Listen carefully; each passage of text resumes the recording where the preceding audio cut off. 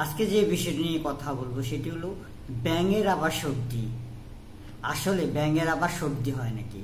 সারা জীবন যে পানিতে থাকে তার আবার কি করে সর্দি হয়? আসলে বাস্তবতার কথা। ধরুন অফিসার কিংবা ক্লিনার যেই কাজ করুন না কেন, সে কিন্তু কর্মচারী, চাকর, সে বড় লেভেলে হোক আর ছোট লেভেলে হোক। তাই ওই যে বলে না, ব্যাঙের আবার সর্দি। চাকর চাকরই, অফিসার হোক আর ক্লিনারই হোক, সে সমমর্যাদারই চাকর।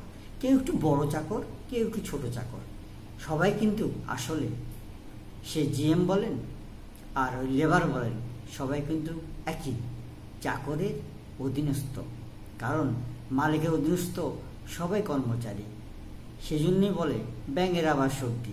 কাজ যখন করতেই হবে তখন যার যার পদোন্নতি অনুযায়ী বা পদস্থ অনুযায়ী কাজটা করতেই হয়। সে ঝড় বলেন আর বৃষ্টি বলেন, মেঘ বলেন আর বাদ্রই বলেন, কাজে আসতেই হবে। কারণ ওই যে বলেন ব্যাঙের আবার সর্দি। কারণ আপনি কারো না কারো অধীনস্থে গোলাম, যাকে বলে চাকর। সেজন্য আপনি ঈদের ছুটি বলেন আর পার্বণের ছুটি বলেন, শুক্রবার বলেন আর শনিবারই বলেন, আপনাকে আসতেই হবে। কারণ ওই যে মাস শেষে মাইনাটা দিচ্ছে, এই মাইনার জন্যই আপনাকে অবশ্যই আসতে হয়। সেই জন্যই কথায় বলে ব্যাঙের আবার সর্দি। চাকর যখন, আসতে তো আপনাকে হবে। কারণ নইলে মাস শেষে মাইনাটা কীভাবে পাবেন?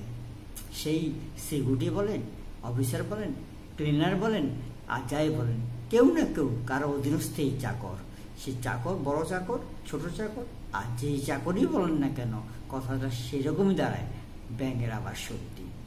তাই সবাই সব অবস্থান থেকে যার যার কর্মটা করে যান। আজ এ পর্যন্ত, পরবর্তীতে আবার দেখা হবে।